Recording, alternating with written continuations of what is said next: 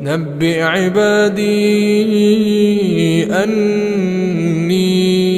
أنا الغفور الرحيم وأن عذابي هو العذاب الأليم ونبئهم عن ضيف إبراهيم إذ دخلوا عليه فقالوا سلاما قال إنا منكم وجلون